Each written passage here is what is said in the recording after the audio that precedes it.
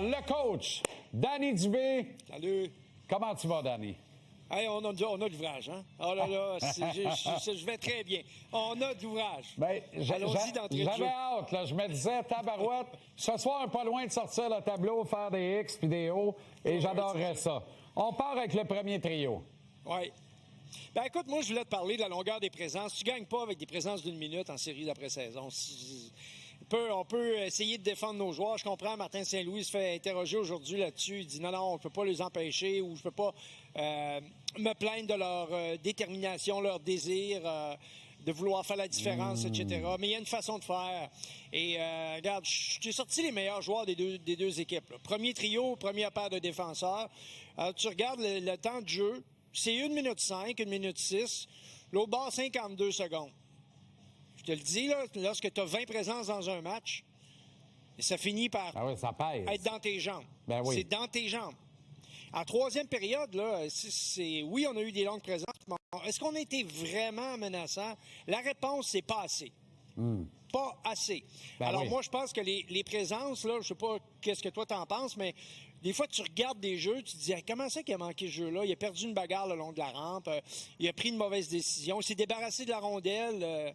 Mais ça, c'est parce que tes présences sont trop longues. Mais sincèrement, Danny, si Martin dit à ses joueurs la même affaire qu'il a dit aux médias pour pas les tirer sous l'autobus, moi, je suis assommé. C'est sûr qu'il n'aura pas dit la même affaire. Martin Saint-Louis a trop de hockey dans le nez pour commencer à dire hey, faites ce que vous voulez, revenez après 1 minute et 3/4 si ça vous tente, parce que j'apprécie votre... que vous soyez dédié à la tâche. Ça marche pas de même.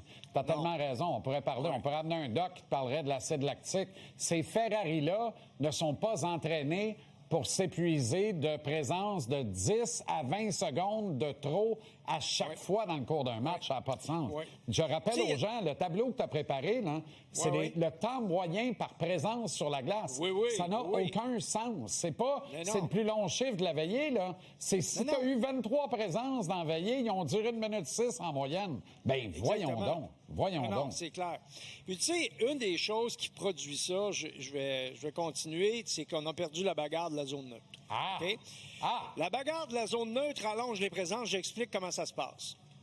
Souvent, là, le joueur va perdre la rondelle alors qu'il tente d'attaquer. Il place la rondelle derrière, il est deuxième sur la rondelle. Oui, il tente un jeu, il perd la rondelle. Et là, ça revient sur l'autre côté, puis on est déjà à 45 secondes de la présence. L'adversaire entre dans le territoire, on est en surnombre, on a de la vitesse parce qu'on s'est fait prendre un contre-pied. Donc, ils établissent le contrôle de rondelle dans le territoire défensif. Et là, s'il n'y a pas d'hors-jeu, ça tourbillonne. Fait que là, ça rallonge les présences. Alors, à la fin, le joueur est épuisé. Puis là, il récupère la rondelle, tout ce qu'il fait, il s'en débarrasse, puis il se dépêche d'aller au banc. Fait que cet effet pervers qui dure pendant trop longtemps, si ça arrive, là, il y a une présence, ça va arriver 1 ou 2 fois, la deuxième période, ou le soir où tu as beaucoup d'avantages numériques, tes meilleurs joueurs vont être sollicités plus longtemps, leur temps de jeu moyen par présence va augmenter. On comprend tout ça, là.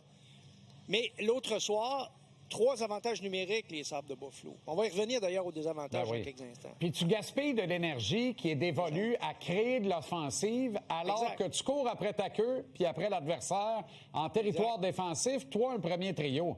Ça n'a pas de bon sens. Je veux qu'on vienne à Cole Caulfield, mais juste avant, je vais bifurquer parce que tu parles de la zone de guerre, là, le territoire neutre. Le fameux but de Kirby Dach, je reviens avec ça, là, c'est ma marotte depuis 2 jours.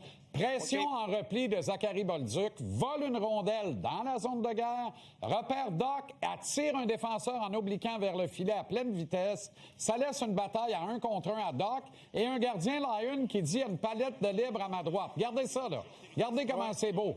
Dach est là, garde Bolduc, attaque au filet. Lyon, c'est pas trop. Et Bolduc bat Lyon. Lyon veut revoir cette séquence, peu importe. Moi, je veux voir le côté positif de ça et dire, Danny, le centre de deuxième trio, on n'en a pas. On a décidé de remettre Dach au centre. Moi, je pense que ce soir, là, Dach, Bolduc et Demidov. Martin a vanté le travail de Demidov en pression en repli, travail défensif. Là, Bolduc, là-dessus, prouve que lui aussi est consciencieux. Pourquoi on n'essaye pas ces 3 gars-là ensemble? Ben, je sais, écoute, pourquoi, j'en sais rien, mais j'aime ça. Je trouve que Demidov, au niveau des qualités de passe et de la relance, a été le meilleur joueur du Canadien l'autre soir. Il a vraiment alimenté ses coéquipiers. Il y a eu plusieurs situations de 2 contre 1 ou de situations numériques qui ont été provoquées. 1, par des récupérations de rondelles, puis 2, par la justesse des passes de Demidov. Donc moi, j'ai aucun problème à faire une tentative de la sorte. Là. Ça, pour moi, ça, c'est clair. Maintenant, si on parle de Cole Caulfield puis de la longueur des présences, c'est sûr que ça ne va pas ensemble. Là.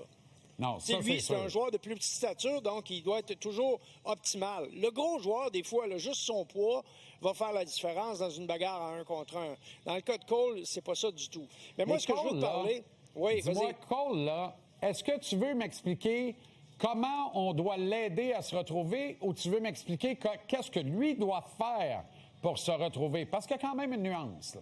Oui, il y a une nuance. Moi, je veux parler de ce que lui doit faire parce qu'à un moment donné, on pourrait le changer de trio aussi. Là. À un moment donné, peut-être que ça fait assez longtemps qu'il est avec Nick Suzuki. Mais moi, je veux te montrer quelque chose. OK. Lorsque Cole Caulfield est en bas de la zone, en avantage numérique, là, j'ai pas de problème. Mais à 5 contre 5, il devrait prendre la place que Slav a dans l'avantage numérique, c'est-à-dire dans le haut de l'enclave. Parce que c'est là qu'il va avoir ses chances de marquer.